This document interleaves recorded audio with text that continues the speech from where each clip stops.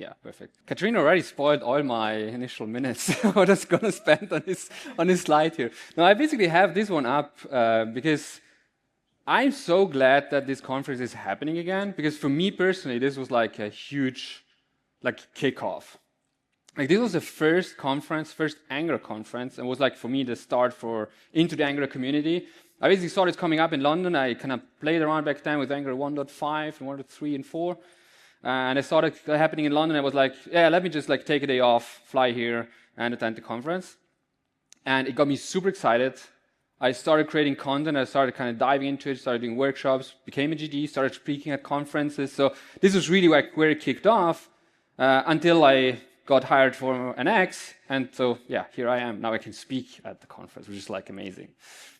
All right, so today we want to we structured the keynote in 3 different sections. And my colleague's coming up soon. But we want to kind of talk a bit about like what's new in an X, what is like where we're heading, what is like our vision of how we want to provide value to you all.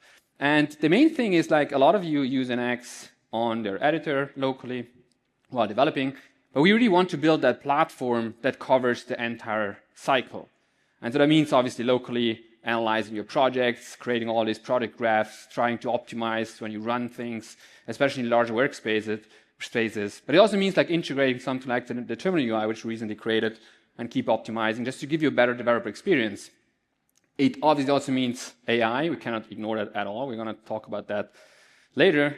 And then there's the whole CI aspect. So really like the whole spectrum from you starting to create your project locally throughout the whole thing until you come to the CI part. And so that's exactly how we want to structure the thing today. We're going to first talk about Angular RS Pack, so really diving into the technical details. We're going to look into AI and how we actually want to apply it, what our thoughts are when it comes to AI and an X. And finally, we're going to look into something super exciting, which is Polygraph. And so with that, I don't want to spend more time. Hand it over to Colm. Thank you. Yeah.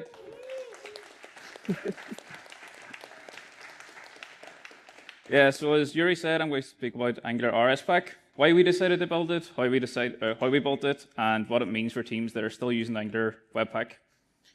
So Angular RS Pack is an alternative bundling solution for Angular applications, which provides an easier migration path to faster builds, and it supports many custom and third-party Webpack plugins, and that's what makes it so great. It's great for those teams that are using Angular Webpack who find it difficult to migrate to the ES build system. Our benchmarks show that it's about 2 to 3 times faster than Webpack. I've got a graph here from a demo that I'll show a little later. So why did we build it? Well, we had customers come to us and tell us that they had complex Webpack configs, and it was non-trivial to migrate those to ES build. They either had to reproduce the plugins that they were using, or they just didn't have time to actually spend and invest into that. So that meant they stayed with Webpack, and when they stayed with Webpack, as their applications grew and grew, their build times increased, and that impacted both locally and in CI, which resulted in a productivity loss for developers because there was more time spent idle. So Angular RS Pack aims to provide near seamless migration to faster builds. And how does it do it? Well, currently Angular has 2 build systems, the Webpack build system and the ES build system, but they share a set of common abstractions, such as the Angular compilation, the JavaScript transformer, not quite the component style sheet bundler, but the Angular team were very gracious in adding that to the Angular build private entry point for us to actually enable us to do this. So from that comes Angular RS Pack. Angular RS Pack is just an RS Pack plugin that combines many other RS Pack plugins, constrained by RS Pack's build flow, so it matches the same architecture as Webpack's architecture, and that can be complex. So we take a look at a quick graph of like the build flow that happens when you run RS Pack build or Webpack build. It's pretty insane. So let's look at it more of a high level. Angular RS Pack first compiles the Angular TypeScript files that you have using the Angular compilation as an abstraction over the Angular compiler. The second stage is applying additional plugins for providing SSR, static site generation, internationalization, some more additional things like index transformers. And then finally it applies loaders. So these loaders act on each file in the compilation using the JavaScript transformer, which provides some Babel transformations, and then the component style sheet bundler for handling some of the style files. So we look back at the diagram, we can see that those three core aspects are what is needed for Angular RSPack to function. And because Angular RSPack uses those and the ES build system from Angular uses those, we're pretty confident that it's going to be future-proof. So at the moment, we would say that Angular RSPack is in feature parity with Angular, minus some developer preview items. So it supports client-side rendering, server-side rendering, pre-rendering, internationalization, service workers, web workers, various styling options, zoneless. Yeah, the list goes on. We are pretty confident that we have all the features nailed down right now. And currently it supports Angular 19 and 20. And once Angular 21 is released, it'll support 19, 20, and 21. At NX, we call this our LTS support, which means that we support the major version of Angular and the two previous major versions. So I'm going to show a quick demo.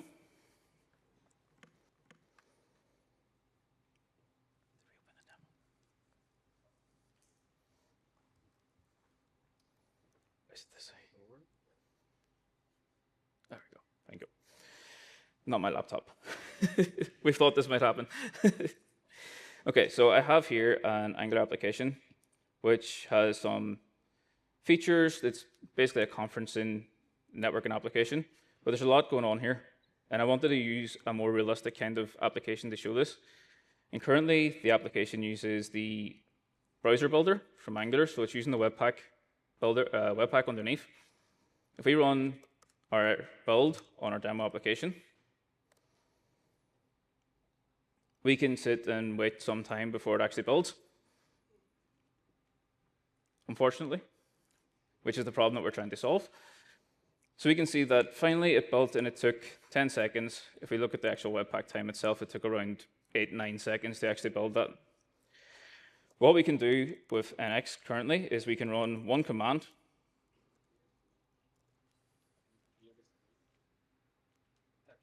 Oh, yes, sorry.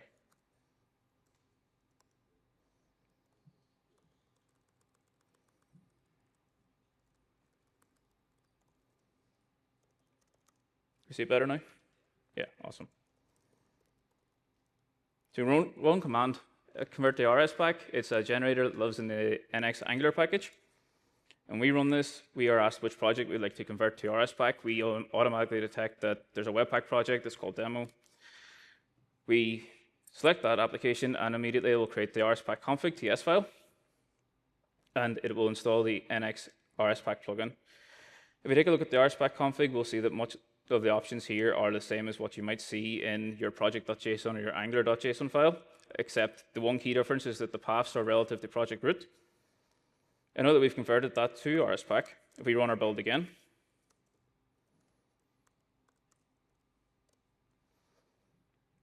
we can see that this time it uses RSPack build, so it's calling the RSPack CLI directly, and it is built in a lot less time, about 3.5 seconds rather than the 8.9 seconds before. So yeah, with just that, we were able to prove that we can cut build time with one command with Angular RSPack, and it's a great path forward for that easier migration. So we learn more about Angular RSPack. We've got some docs. We've got our Angular version support matrix, which is a table showing the compatible version ranges between the different packages. And then we've got some examples in the Angular, the NX repo, sorry, that you can take a look at. And Juri, back on stage.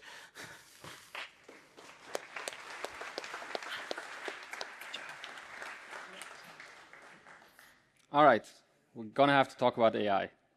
Similar to what the Angular team did today morning, not necessarily because we have to, but like we're super excited about it. And by now, I guess like it can be a bit of fatigue, like when you talk about AI stuff, because it's literally everywhere. But I think like we can kind of agree that it's like part of the developer toolbox, and it's gonna stay as it looks right now, probably forever, right? Like it integrates into what we do on a daily basis. One thing that keeps coming up though, and I think that kind of like creates also a lot of misconceptions, is vibe coding, right? Let's just vibe code stuff, like just chill. I don't need my engineering practices anymore. I can just like let AI take over and do it for me. And I like, there was a Twitter thread, I believe, from Adi Osmani from the Chrome team, which I believe he picked up like a Reddit discussion where they went a bit into the details about vibe coding. And he came up with basically with those two different categories. There's the vibe coding, And then there's what he called, what a Reddit thread called, which is AI-assisted engineering. And I actually really like that type of term. So what is the basic difference here, just to get started? Well, the vibe coding is really that creative flow. You don't look at the code, you don't even think about that the code exists, right? Like, you're not really interested either in that. So it's more about like, just let AI do its stuff, you're kind of controlling where it goes, like you're kind of the observer and kind of steering it in the right direction where you want to go. And so it's really great for being, like, in a quick way, drafting out something, creating POCs. Basically, it's more explorative, right, in the end. It's not focusing on correctness and maintainability. And I think that's an important aspect there. And then comes the AI-assisted engineering, right? That's more, I believe also today morning in Angular keynote we heard it, like it's more like the methodical integration of the practices you already do into a mature software development lifecycle. Because many of us have an existing code base where they want to leverage AI. So what's the role there? AI should help you be a force multiplier, right? So you're in control, you apply existing engineering principles, and you use AI to help you. And that's exactly where we want to head. And where we particularly at NX are interested in. So have more of like a structured approach, a maintainable approach, and it should help you in the long run. And that's also in some sense also what NX stands for, right? Like, we have always been the integrators of different tools, helping you create maintainable workspaces that should necessarily go, or like hopefully go in the long run. And similarly Angular, right? A lot of people pick up Angular because it has that stability. It is known for good engineering practices, so you can kind of trust on it, right? And kind of build long-term complex stuff on top of it. So that's what I wanted to dive into, right? We want to have useful AI. I'm pretty sure like a lot of you kind of come across this one here where it's not always that useful. So what does it mean? It's a lot about context, which I've also heard earlier morning, about integration, and then what we in NX call time to green. And I wanted to explore some of these parts in a bit. So context is king. Context is the most important part almost. Like, the prompt obviously kind of steers the AI into some direction. But if you think about it, the pre-trained models, unless you have some very specialized trained models, which most of us don't have, it doesn't know about your code base, your organizational practices, how the coding style guides work in your code base. So you need to provide it to the LLM. Otherwise, it will kind of not create good quality results. And at NX, we do some part of that already before AI even was a thing to optimize operations, right? So we don't just like blindly run all the tasks that you have in a workspace, especially if it's a large one. That's just not doable or like practical, basically.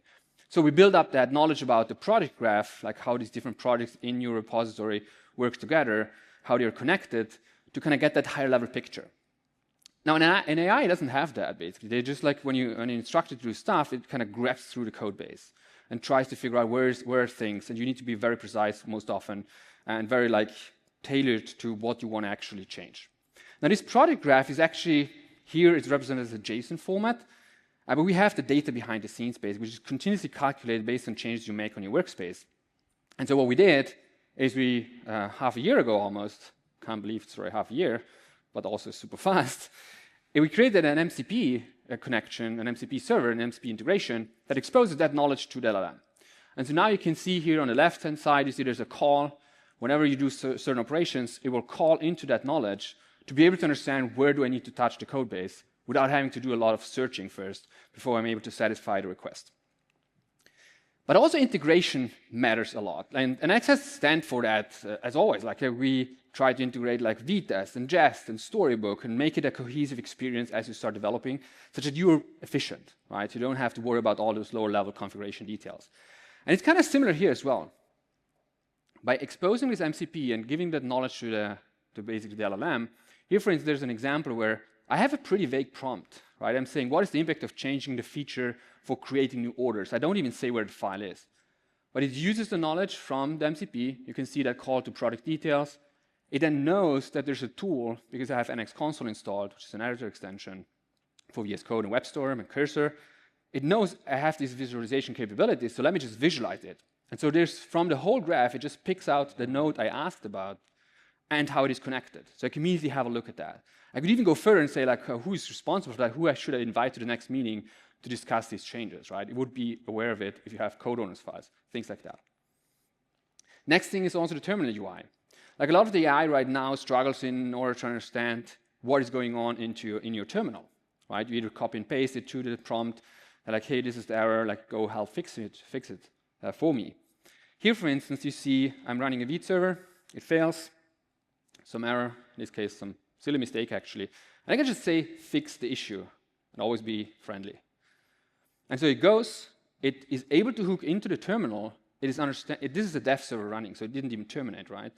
It knows what's going on, which tasks run. It is able to read the log output because there's a bridge that we built over the MCP. This goes ahead and fixes it for me. I can apply it, and then the dev server refresh, and I'm done. So this is the type of integration I'm talking about. But also generators. And when I talk about generators, often people are like, yeah, but like if you use LLMs, like they basically generate the code for you. Like, do generators still kind of have a place for it? And so what we did is we tried to integrate that, so combine the two worlds of having generators and AI work together. So here, for instance, you see an example where I'm saying, again, generate a new feature library. So it knows by the MCP where should feature libraries be.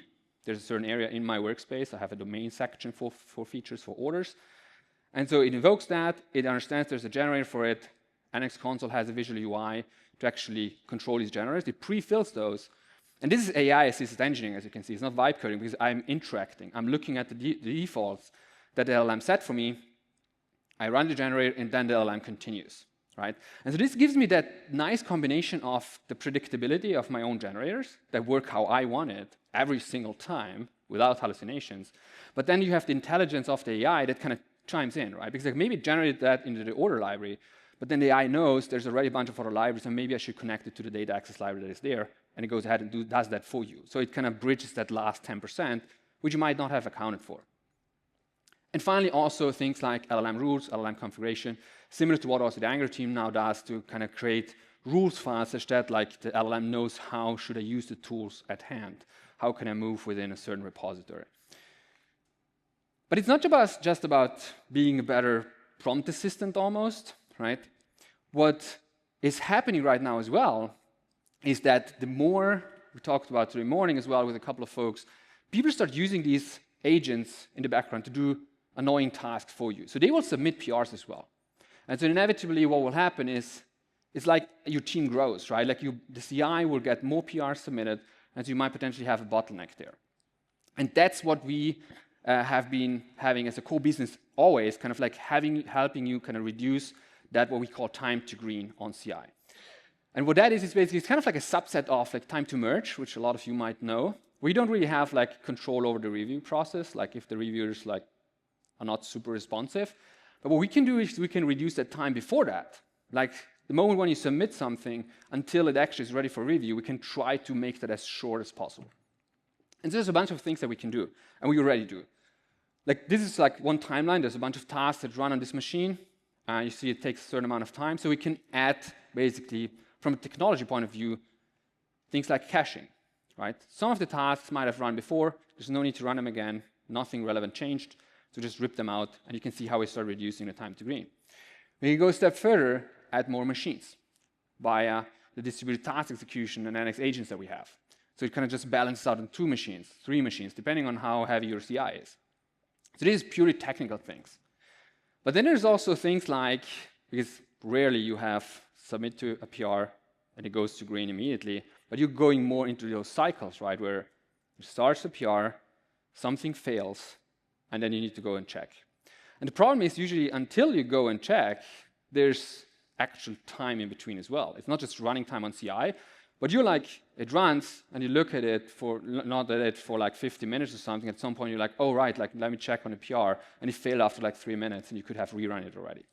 So then you have to go check out a branch, go back, fix it, repush it again. Or if it was just a flaky task, you just rerun CI. It's annoying, you rerun it. Hopefully it passes this time. Yes, it does. We're done. Now, for flaky tasks specifically, we started looking into heuristics to understand which tasks keep being flaky, and then just like apply simple logic, rerun them. If it passes, you won't even notice. Just go back and you see it's green, done. But what if it's an actual error? Because if it's an actual error, we're back in the loop, right? You look at it, oh, it's not a flaky task. I forgot to actually adjust the test based on the feature changes I just made, or have some weird formatting issue. So I need to go back, I have that idle time again, check it out, submit it up to PR again. And like, there's a lot of like ceremony involved, which is like just annoying, basically. And this is basically where we start integrating AI also on our CI system, which we call self-healing CI. And what that means is basically whenever it runs on CI, similar to the flaky tasks, we just spin it off to an agent. That agent tries to fix it. We run it at the same time. And once it's good, we notify you, either locally, for instance, in NX console. So you immediately see something's gone, you click on it, you can inspect it. If it's good, you just confirm it. We be committed to on top of your PR, and just keep going on what you are doing right now. So the idea is to remove the distraction from you, and ideally on CI you have the caching still active, so you will save again some time because some of those tasks have already run. So let's have a super quick look at that, what that looks like. So here, for instance, I have submitted a PR. You can see it starts running. So the NX Cloud part kicks in. There's a failing test here that I forgot to adjust. So you can see here the shop build failed. And you can see this notice up there, there's a fix available for me. So if I go in, you can see that it actually proposed this fix. I did some weird import, forgot to specify the scope. And you can also see it directly on your PR. But the thing is, most often you're not even looking at the PR. That's the main point here, right? You are in your IDE, and so there what we do is we give you that notification. So you see that while you work on another branch, you just click Show Fix. It opens up right there in your editor. You look at it, you're like, oh yeah, of course. You go and you hit Apply, and it will be pushed on top of your PR. And so once you hit that, you can see it's applied successfully. And if you go back to the PR, you see a new comment is showing up here, which is the fix that we provided. And so this is the whole thing that we want to try, is we want to remove that annoying wasted time where you just need to jump back and forth and try to babysit those PRs. And so you can just keep going on what you're doing and you're not distracted as much. Try it out. We keep improving this all the time. Developing with AI is interesting because you have all those evals trying to kind of steer in the right direction. But we want a lot of feedback, how you are using it, how you're integrating it. So you can go to this website and check it out and try it out on your project and let us know how it goes. And with that, I'm handing over to Jordan for the last part.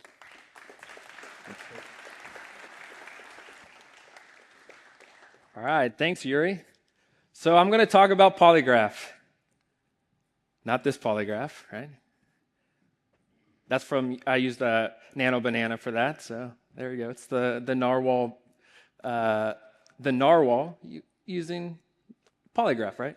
No, not polygraph.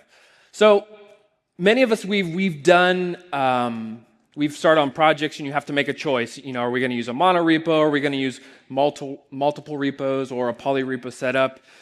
And what we found is, obviously, we're biased at NX. We are pretty strong advocates for monorepos. But what we found out from a lot of our customers is organizations run a little bit different.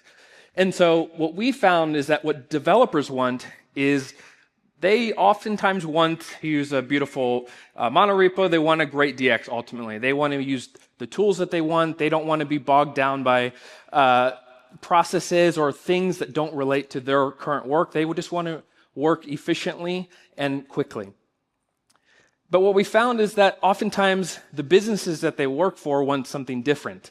They want multiple projects. They want to have their own setup. They want to have product-related repo across teams. And so ultimately what we run into is the question is not monorepos versus polyrepos, but ultimately business needs versus developers. And oftentimes who wins in that argument, right?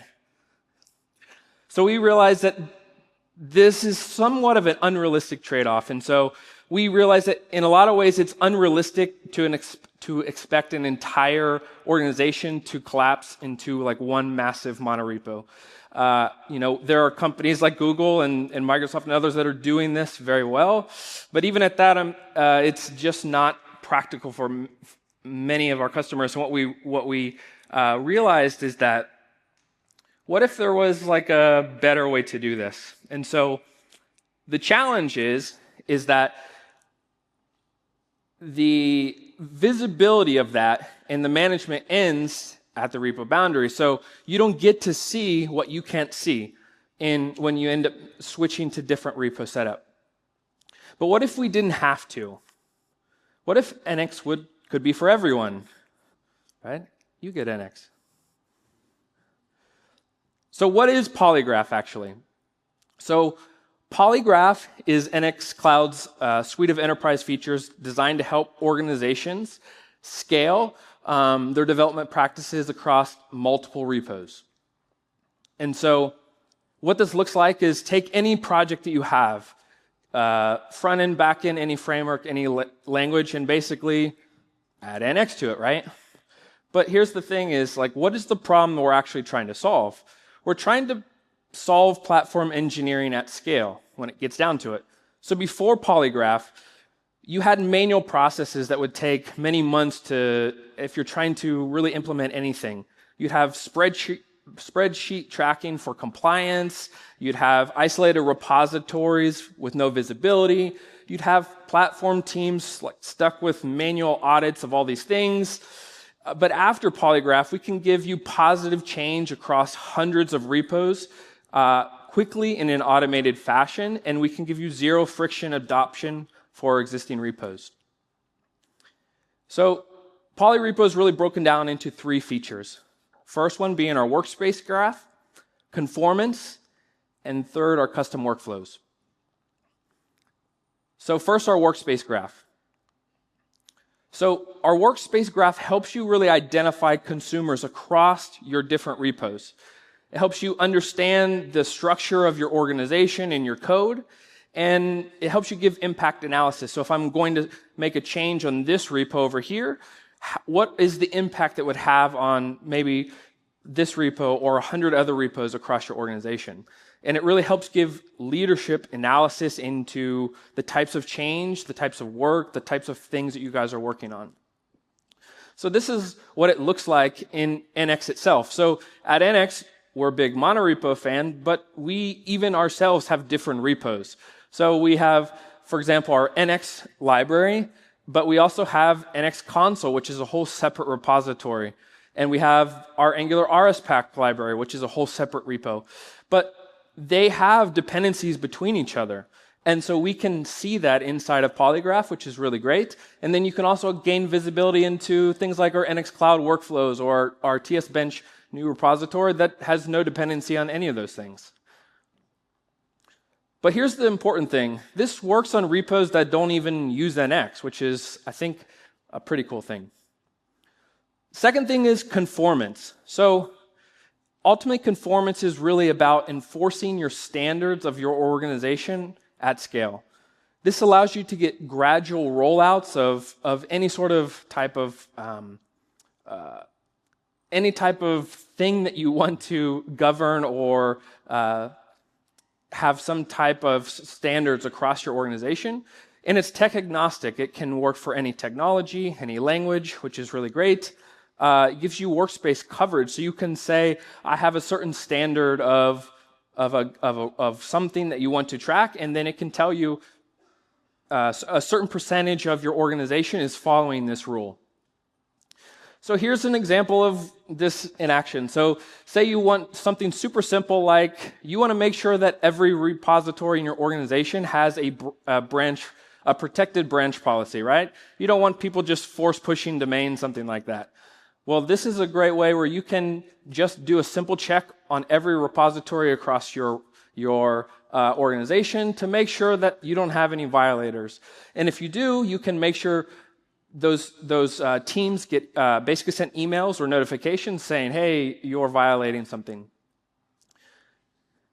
So let's look at a practical problem. So let's look at a problem like, why does it take so long to get a PR merge? Like, we've all been there. Why does it take so long? And so then what we do is we set up code owners, right? Because code owners is going to fix all of our problems. And so what really causes this is that it takes too long to get our PRs merged. Not every PR gets assigned a developer. So when your PR gets assigned, basically you get a notification. But what happens if they don't respond, right? So then you end up, you can see it there, but you end up sending a Slack message, hey, can you review my PR, or something like that.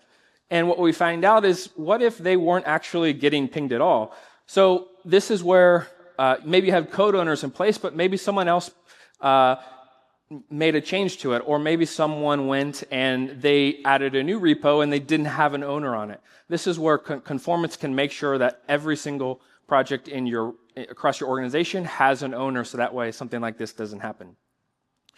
Another example from our good friend Manfred, he talked about this in a really practical manner with some of his companies he's working with. I highly recommend reading this article if you haven't done so already. But he talked about how do we keep our Angular apps up to date. So, we know Angular 21 is coming, and then we ultimately know 22 is going to be coming. We're going to know these sort of cycles, thankfully to the cadence that they have provided for us. But ultimately, sometimes we run into these issues where people aren't able to migrate for any given set of reasons.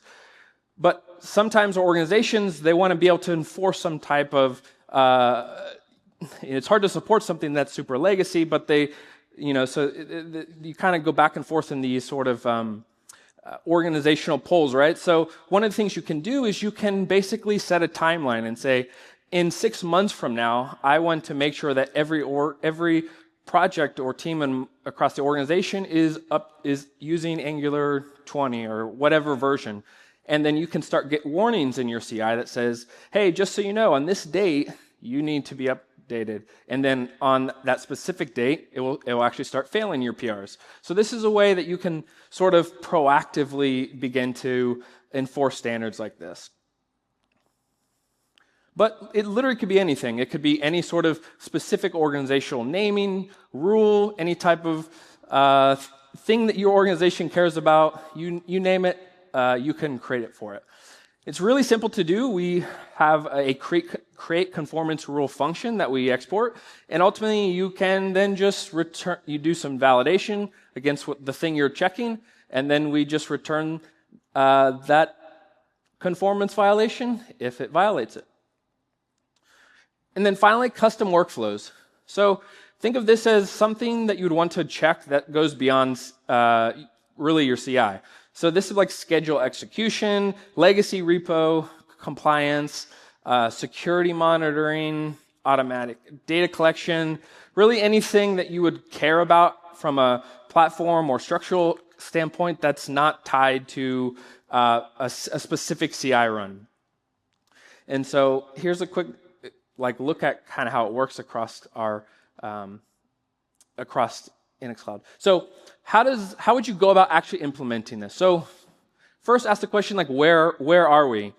Identify the repositories across your organization and then sort of map the current compliance and government pain points that they have. Then start small. The beauty of this is you can start connecting key repos as metadata-only workspaces. And so they begin to show up in that high-level graph of your entire project. And you can then begin to create simple conformance rules to make sure your repositories are following in line. Then you just set up a basic custom workflow that runs against those checks and make sure that you're being in compliance. Finally, then we're going to scale gradually. Begin expanding your workspace coverage to more repos, add more sophisticated conformance rules, implement proactive monitoring workflows, so on and so forth. Then begin to measure your impact. You can track compliance improvements, monitoring the time you saved for your platform teams, and begin to gather your developer feedback. So what are the real-world impacts of this? So really, it's about transforming organizations. Before Polygraph, we had to spend hours tracking compliance, inconsistent standards across your teams. You'd have poor visibility into whatever everyone else is doing. We're all working faster than ever. So how do I gain access and have visibility into everything? You'd have frustrated developers.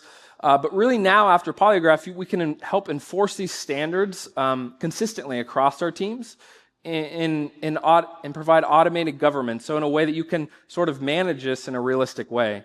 And it gains clear visibility into what's happening in your organization, as well as being proactive from a security standpoint. So here's a little bonus thing we've been working on as well. So one of the things that we've had a lot of complaints about and issues we know our users have had is around our graph. So this is something that we recently started working on, and it will show polygraph, our workspace graph, with our new graph functionality. So here you can see the same exact repo I was talking, our workspace graph of all of our projects. You can then begin to dive into different parts of that graph. And then here's another cool thing. So then as you can begin to double click onto these, you can see here, like, you don't even know where this is depending upon, but now you can begin to move these nodes in your graph, which is very cool. You can then double click into these. You can filter by specific ones you want to sort of narrow down into. You can look into various nodes, the edges between them, all that type of stuff. You can double click on it, focus. You can do tracing. And here's another cool thing is we also added this bar over here where now you can reset and you can sort of, again, go back to the beginning and kind of do this sort of thing. So hopefully you guys will enjoy our new graph that will be coming out. Also, another common problem is we have is circular dependencies. And so we also discover this and basically provide insight into how you can sort of narrow into these so you can begin to find the shortest chain, longest chain, and begin to sort of unwind those dependencies as they come across in your organization. So some of the key takeaways are no more choosing between which types of repos, because really you can gain a lot of benefits with NX now without having to make that sort of change. You're really getting automated governance, cross-repo visibility, and zero friction adoption, and ultimately empowering engineers like you guys. Thank you.